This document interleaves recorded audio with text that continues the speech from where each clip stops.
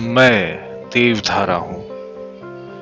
वाल्मीकि रामायण में सीता माता द्वारा पिंड दान देकर राजा दशरथ की आत्मा को मोक्ष मिलने का संदर्भ आता है। वनवास के दौरान भगवान राम, लक्ष्मण और माता सीता पितृपक्ष के वक्त श्राद्ध करने के लिए गया धाम पहुंचे। वहां ब्राह्मण द्वारा बताए श्राद्ध कर्म के लिए आवश्यक सामग्री जुटाने हेतु श्री राम और लक्ष्मण नगर की ओर चल दिए। ब्राह्मण देव ने माता सीता को आग्रह किया कि पिंडदान का कुतब समय निकलता जा रहा है। यह सुनकर सीता जी की व्यग्रता भी बढ़ती जा रही थी, क्योंकि श्री राम और लक्ष्मण अभी तक नहीं लौटे थे। इसी उपरांत दशरथ जी की आत्मा ने उन्हें आभास कराया कि पिंडदान का वक्त बीता जा रहा है। यह जानकर माता सीता असमंजस में पड़ गईं। तब माता सीता ने समय के महत्व को समझते हुए यह निर्णय लिया कि वह स्वयं अपने ससुर राजा दशरथ का पिंडदान करेंगी।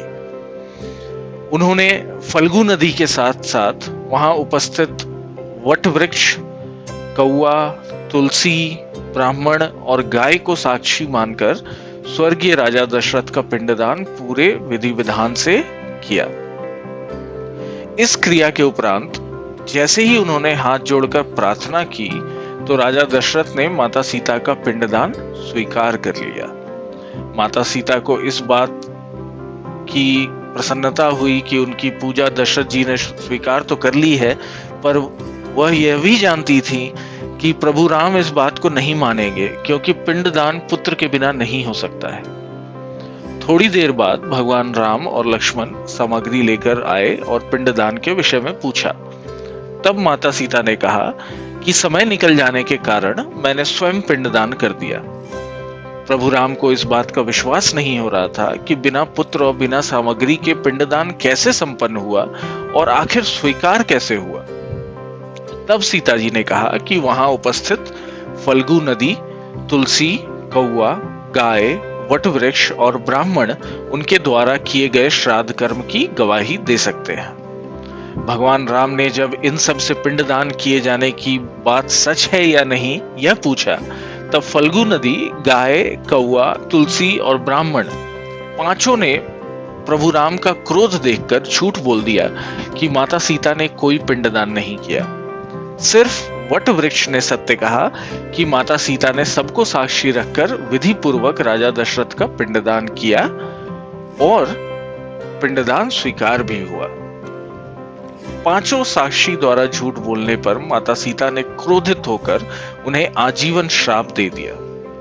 फल्गु नदी को श्राप दिया कि वह सिर्फ नाम की ही नदी रहेगी, उसमें पानी नहीं रहेगा। इसी कारण फल्गु नदी आज भी गया में सूखी है। गाय को श्राप दिया कि गाय पूजनीय होकर भी सिर्फ उसके पिछले हिस्से की पूजा की जाएगी और गाय को खाने के लिए दर बदर भटकना पड़ेगा।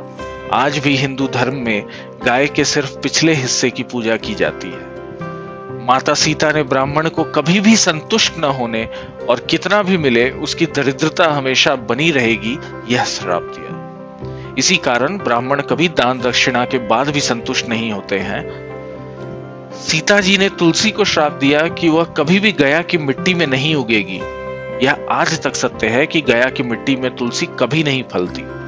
और कौवे को हमेशा लड़ झगड़ कर खाने का श्राप दिया, अतः कौवा आज भी खाना अकेले नहीं खाता है। सीता माता द्वारा दिए गए इन श्रापों का प्रभाव आज भी इन पांचों में देखा जा सकता है। जहां इन पांचों को श्राप मिला, वहीं सच बोलने पर माता सीता ने वट वृक्ष को आशीर्वाद दिया कि उसे लंबी आयु प्राप्त होगी और वह दूसरों को छाया प्रदान करेगा तथा पतिव्रता स्त्री उनका स्मरण करके अपने पति की दीर्घायु की कामना करेगी।